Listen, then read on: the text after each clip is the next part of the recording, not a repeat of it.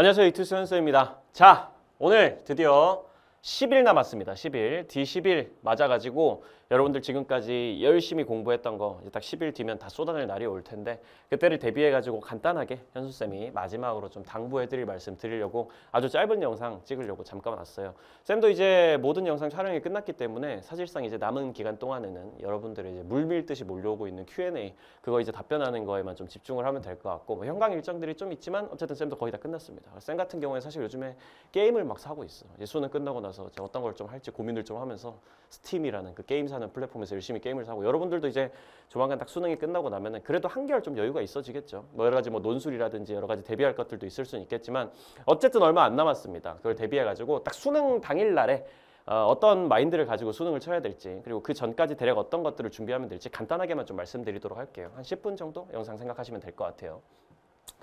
남은 10일 동안 뭐 할지 질문이 진짜 많이 들어옵니다. 사실은 뭐 한 달 전부터도 계속 질문이 들어왔던 거지만 쌤이 했던 얘기는 거의 비슷해요. 사실은 뭐 생활관리, 사회문화라는 과목의 특성상 약간의 차이는 있을 수 있겠습니다만 기본적으로 가장 중요한 건 결국은 올해 6월이랑 9월 평가원 모의고사를 계속 반복해가지고 보는 거. 그래서 실질적으로 사회문화든 생활관리든 이 문제 유형이라든지 주로 출제되는 사상가, 그 사상가들의 기본적인 선지들이 어떤 방식으로 지금까지 6월이랑 9월에 평가원 모의고사에서 출제됐었는지를 다시 한번 되짚어보는 게 정말 중요합니다. 그래서 쌤이 몇 번이나 얘기했지만 6평이랑 9평 같은 경우에는 거의 한 10번 이상은 본다. 사실상 이 시험 문제에 있는 제시문이랑 선지까지를 거의 완벽하게 외우는 수준까지 간다라고 좀 생각을 하시고 특히 사회문화 같은 경우에는 유형별로 좀 어려운 유형들이 있잖아요. 그렇죠? 그런 유형들이랑 관련해가지고 쌤이 지금까지 더원 모의고사든 뭐 넥스트 레벨 모의고사든 그 전에 있었던 커리큘럼에서든 꾸준히 계속 이런 유형은 이렇게 푸는 게 좋다. 이런 함정은 이렇게 피해 가야 된다라는 말씀을 계속 드렸기 때문에 그런 부분에 많이 좀 집중을 하면서 사회문화 같은 경우는 해주고 생활관리 같은 경우에는 결국은 사상과 논리가 결국 제일 중요하기 때문에 제시문에 있는 내용들 그리고 선지마다 적용되었었던 논리들 쌤 해설 영상 되게 빡세게 찍어놨으니까 그런 내용들을 좀 빡세게 완벽하게 머릿속에서 이해하고 머릿속으로 내재화시킨다라는 생각을 가지고 6평이랑 9평을 많이 보는 게 가장 중요하다고 말씀을 드릴 수 있을 것 같습니다. 핵심은 어차피 이거예요. 뭐 짜잘한 것들이 있지만 당연히 그런 것들은 어차피 부수적인 것에 지나지 않고 핵심은 평가원 모의고사가 직접적으로 수능에 반영되기 때문에 이걸 반복해서 봐라라는 말씀이 되겠습니다.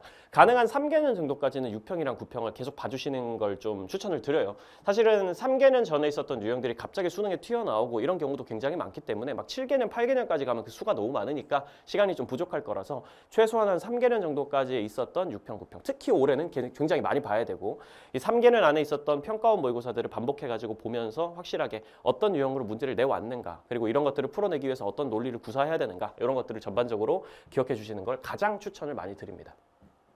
수능 시험장에 들어가시면은 뭐 이것도 쌤이 마지막 날쯤에 아마 이제 공지로도 올리고 유튜브에도 좀 올리고 뭐 그렇긴 할 텐데 유튜브 커뮤니티에도 올리고 하긴 할 텐데 미리 간단하게 말씀드리면은 결국은 평소 템포를 유지하는 게 가장 중요합니다. 그렇기 때문에 쌤이 항상 모의고사를 볼 때마다 이걸 수능을 본다라는 마인드로 약간 VR을 낀 것 같이 실제 이 주변에 있는 환경들이 수능장이라면 어떨까라는 걸 계속 상상이라도 계속 해나가면서 사실 뭐 수능장에서 실제 상황이 어떨지에 대해서 뭐 유튜브 같은 데 찾아보면 많이 나오거든요. 그런 거에 시간에 맞춰가지고 푸는 연습들 정확하게 이게 수능 시험장이라고 생각을 했을 때 내가 어느 정도의 긴장감을 가지게 될지 그런 긴장감 속에서도 어떤 느낌으로 문제를 풀어나가야 될지에 대해 가지고 계속 반복해서 평소에 템포를 유지하면서 시험을 푸셔야지 평소에 모의고사를 풀던 방식이랑 완전 다른 방식 그리고 수능이니까 다르다 이런 식으로 생각하면 안 돼. 수능장에서도 평소 모의고사 풀던 그 템포로 풀 때 오히려 성적이 더 잘 나오고 되게 대다수의 많은 친구들이 사실은 수능장에서 텐션이 달라지게 되면서 뭔가 좀 더 꼼꼼히 풀어야 될 것 같고 하다 보니까 시간이 모자라고 더 마음이 급해지고 그러다 보면 실수를 남발하고 그런 경우 때문에 실제 수능 현장에서 성적이 떨어지는 경우가 되게 많아요. 그러지 마시고 첫 번째로 국어 문제 풀 때부터 이런 생각을 한번 해봐봐. 1번이랑 2번 문제 같은 거 딱 풀다 보면은 아 이게 평소에 내가 풀던 모의고사랑 그렇게 다른 유형의 시험이 아니야. 어차피 그냥 모의고사에서 나오던 거 그 유형 그대로 거의 대부분 나올 거고 가끔가다 뭐 한두 문제 정도 좀 빡센 문제들 새로운 유형의 문제들 그런 거 나올 수도 있지만 그거는 내가 아니라 다른 친구들도 어려워할 거란 말이지. 평온한 마음을 가지고 내가 틀리면 쟤네도 틀려 라는 마음을 가지고 옆에 있는 친구들은 더 어려워하고 있을 거야. 약간 이런 생각이 약간 좀 긴장감을 낮춰줄 수 있을 것 같거든요. 그런 마인드로 좀 쳐주시길 바라고 의식적으로 꼼꼼하게 독해, 논리전개 해나가는 거. 이거 의식적으로 꼼꼼하게라는 말이 평소에 모의고사를 풀 때보다 더 많은 시간을 투자해가지고 더 억지로 막 인위적으로 막 더 과도하게 꼼꼼하게 이런 얘기는 아니고 기본적으로 여러분들이 지금까지 모의고사에서 문제를 풀어오면서 빠졌던 함정들, 잘못 전개했었던 논리들 이런 것들이 있을 거잖아요. 그런 부분들을 미리미리 잘 정리해 두셔야 돼요. 그래서 쌤이 매번 오답 노트 같은 거 만드는 걸 되게 추천한다라고 많이 말씀을 드렸잖아요. 생활관리에서 주로 어려웠던 논리들 혹은 선지들, 좀 지엽적인 선지들, 여러분들이 까먹기 쉬운 선지들 이런 것들을 분들은 노트 같은 거 하나에다가 남은 기간 동안이라도 최대한 많이 정리를 좀 해놓으시기를 추천을 드리고, 사회문화 같은 경우에는 문제를 풀어가면서 여러분들이 보통 힘들어하는 부분들 있잖아요. 뭐 계산 실수를 한다라든지, 뭐 옳은 것 옳지 않은 것을 잘못 본다라든지, 혹은 특정 유형에서 선지를 잘못 봐가지고 뭐 A와 달리 B는, B와 달리 A는 뭐 이런 식으로 막 표현이 돼 있을 때 그 정확히 어떤 이 어떤 선지가 A에 맞는 내용인지 B에 틀린 내용인지 이런 것들을 잘못 봐가지고 거꾸로 봐가지고 문제를 틀리는 그런 경우 분명히 있잖아요. 그런 부분들에서 여러분들이 실수해 놨던 것들을 좀 정리해 두는 거, 그 사회문화에서는 그런 방식으로 좀 추천하는 거를 좀 정리를 좀 해두시는 걸 많이 추천을 드립니다. 그런 식으로 했을 때 실제로 수능장에서 그 노트에서 정리했던 내용들 반복해가지고 보고 들어가면은 노트에서 정리해놨던 내용들이 머릿속에서 팍팍 떠오르는 걸 느끼게 될 거예요. 그런 부분들을 좀 막판까지 잘 정리를 해놓고 의식적으로 수능 시험장에서 들어가서도 아, 내가 이런 부분을 실수할 수 있으니까 이런 부분 좀 신경 써가지고 봐야겠어, 이런 생각을 수능장에서 해야 되기 때문에 결국은 그 전에 여러분들이 앞으로 남은 10일 동안 모의고사 그래도 꽤 풀어볼 텐데, 그런 모의고사들 풀면서도 계속 의식적으로 계속 이런 부분에서 실수할 수 있으니까 조심해야지, 이런 부분에서 잘못 볼 수 있으니까 조심해야지, 이런 생각을 가지고 모의고사를 푸는 걸 연습을 해보시고 그게 수능장에도 그대로 이어지는 방향으로 준비를 해보시는 걸 추천을 많이 드립니다.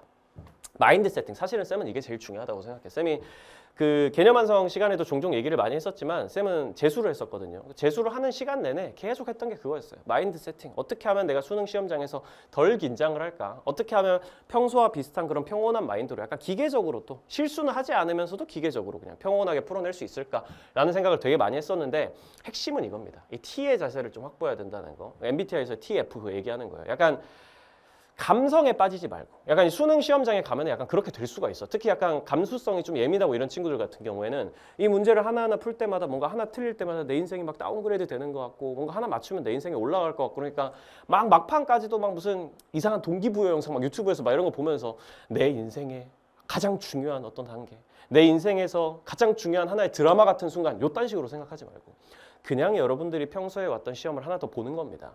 여러분들만 하는 게 아니에요. 지금까지 수없이 많은 대한민국에 있는 그 어른들, 쌤을 포함해가지고 그런 사람들이 다 걸어왔던 길이고 별 다를 거 없어. 니들만 그렇게 특별한 게 아니라고. 그러니까 그냥 남들이 걸어왔던 길을 나도 가는데 남들보다 조금 더 침착하게, 조금 더 꼼꼼하게 가가지고 내가 원하는 결과 최대한 받아들이겠다라는 마인드로 감성에 빠지지 마시고, 후회도 하지 마세요. 여러분들 지금까지 막 공부해 왔던 거, 내가 그때 왜 공부를 좀 덜 했지, 그때 6평에 점수 안 나왔던 거 그거 그때 보완했으면 괜찮았을 텐데, 아니야. 여러분들도 나름대로 지금까지 최선을 다한 거예요. 어떤 사람이든지 그렇습니다. 사실은 최선을 다해가지고 한다는 거의 기준은 사람마다 다를 수밖에 없고, 옆에 친구와 비교를 하고 막 미친 듯이 열심히 공부를 하는 옆에 친구 보면 한도 끝도 없어. 어차피 전국 1등보다는 다 부족하게 공부했을 수밖에 없단 말이죠. 그렇기 때문에 지나온 시간에 대한 후회 같은 거 좀 덜어내고, 감수성에 빠지지도 말고 막 시험 풀다가 울컥하고 막 이런 짓 제발 하지 말고 그냥 평소에 풀어왔던 대로 편하게 푸는 겁니다. 그러면 여러분들이 기대했던 것보다 그 이상의 점수가 나올 수 있는 가능성이 훨씬 더 높아질 거예요.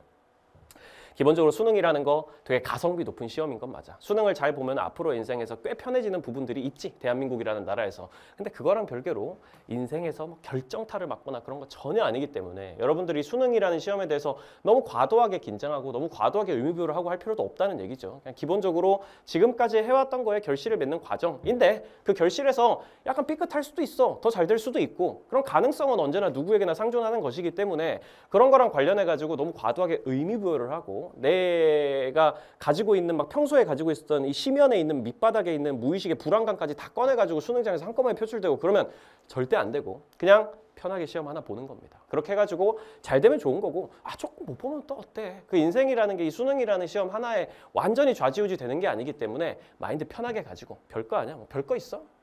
지나가는 사람들도 다 봤던 거고, 별 볼 일 없는 어른들, 쌤을 포함해가지고 모든 사람들, 여러분들의 부모님도 다 겪었던 인생에 그냥 지나가는 하나의 이벤트일 뿐이에요. 또 시간이 지나고 한 5년, 6년, 7년, 8년 흘러가고 그러면은 나중에 있었던 수능이라는 게 인생에서 정말 어마어마하게 중요한 인생의 향방을 결정하는 그런 시험은 아니라는 건 여러분도 충분히 느끼게 될 테니까 긴장하지 말라는 얘기야. 핵심은 별거 있어? 라는 그런 자세. 그냥 쌤이 가끔 욕도 하고 그렇지만 여기서는 쌤이 보통 욕을 좀 합니다. 씨발 뭐 별거 있어? 뭐 이거 한 문제 더 틀린다고 내 인생이 뭐 좋대? 약간 이런 생각을 좀 가지고 편안한 마인드로 좀 풀어주는 거를 추천을 드려요. 쌤은 실제로 약간 이런 마인드로 실제로 수능장에 들어갔었거든. 그렇게 했을 때 쌤이 그때까지 봤던 모의고사 중에서 제일 좋은 점수가 나왔었단 말이지.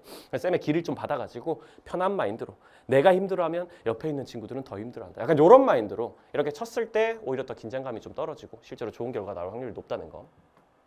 쌤도 지금까지 1년 동안 정말 최선을 많이 다했습니다. 쌤은 이제 수능이 다가오니까 좀 아파 몸이. 쌤은 원래 매년 좀 그렇거든요. 1년 내내 약간 긴장을 하고 막 수업 시간에 막 어떤 말을 해야 될까, 어떤 예시를 들었을 때 여러분들이 좀 더 이해가 잘 될까, 심지어 막 어떤 농담을 해야지 약간 여기서 좀 웃기고 분위기 풀고 갈까 이런 생각들을 정말 하루 종일 하고 있기 때문에 긴장을 놓지 못하고 있다가 수능이 이제 다가오면 쌤 영상 촬영이 다 끝나고 그러면은 긴장이 풀리면서 본격적으로 몸이 아프기 시작한단 말이에요. 쌤이 지금까지 최근 한 일주일 동안 되게 감기로 고생을 했단 말이죠. 그래가지고 어쨌든 쌤도 여러분들한테 가르쳐 드릴 수 있는 거는 다 가르쳐 드렸다고 생각합니다. 쌤이 커리큘럼을 만들 때 정말 이악 물고 그전 커리큘럼에서 안 가르쳐 줬던 거 여기서 또 추가하고 그전 커리큘럼에서 못 가르쳐 줬던 거 좀 아쉬웠던 거 여기서 또 추가하고 이런 식으로 해가지고 최종적으로 넥스트 레벨 모의고사까지 왔을 때 쌤이 모든 것을 여러분들한테 전달했다. 생운에서는 사상가의 논리들, 나올 수 있는 지엽적인 개념들까지 싹 다 전달했다고 자부하고 사회문화에서도 이런 유형 저런 유형 어떻게 하면 조금 더 쉽게 함정에 빠지지 않고 풀 수 있는지 완벽하게 전달드렸다고 생각하거든요. 그런 것들을 온전히 흡수하셨다고 여러분들이 생각을 하고 있기 때문에 여러분들도 최선을 다했다고 쌤도 확신을 하고 있기 때문에 그것도 이거 가지고 막 쌤 저는 최선을 안 했는데 너무 걱정돼요. 이 지랄 하지 말라고. 어차피 여러분들이 지금 하고 있었던 지금까지 해왔던 그 과정이 여러분들의 최선이라고 지금은 생각하셔야 됩니다. 그렇게 하고 나서 수능 시험장에 가서 오케이 할 수 있는 거 다 했어. 이제 10일 남은 기간 동안에 나머지 정리만 열심히 해나간 다음에 그 10일 동안 열심히 했던 걸 기반으로 오케이 할 수 있는 만큼 했으니까 내 성적에 맞게 내 실력에 맞게 딱 다 발휘하고 오겠어 라고 생각을 하고 시험장에 가가지고 편안한 마인드로 치는 거를 추천드려요. 잘할 수 있을 겁니다. 편하게 보시고요. 쌤은 조만간 수능 해설 영상에서 여러분들이랑 다시 만나게 될 테니까 그때 쌤 유튜브에도 올리고 이투스에도 올리고 그럴 테니까 그때 다시 한번 뭐 유튜브에도 좀 댓글 달아주시고 하면서 우리 이제 끝나고 나서 소회도 한번 돌이켜 보자고요. 지금까지 너무너무 고생 많으셨습니다. 지금까지 쌤 따라온 모든 친구들한테 너무 감사 인사 드리고 싶고 쌤이 사실 이런 얘기를 하면은 막 울컥할 것 같은데 또 별로 울컥하진 않아. 왜냐면 여러분들하고 여기서 여러분들이 다시 내년에 수능 칠 일은 없어야 되겠지만 당연히 그거랑 별개로 여러분들이 사회에 나가고 그렇게 했을 때에도 언젠간 또 쌤이랑 또 다시 불교에서 인연이라 그러죠. 그런 인연에 따라 가지고 다시 또 만나게 될 기회가 있을지 모르니까 수능 끝나고 우리 같이 소회 한번 공유를 하면서 같이 한번 좀 웃어보는 그런 시간을 가질 수 있었으면 좋겠습니다. 지금까지 1년 동안 이투스 현수쌤이고요. 이투스 현수쌤이었고요. 지금까지 절 열심히 따라와 주신 분들한테 너무너무 감사했습니다. 수능 잘 보고 오세요. 수고하셨습니다.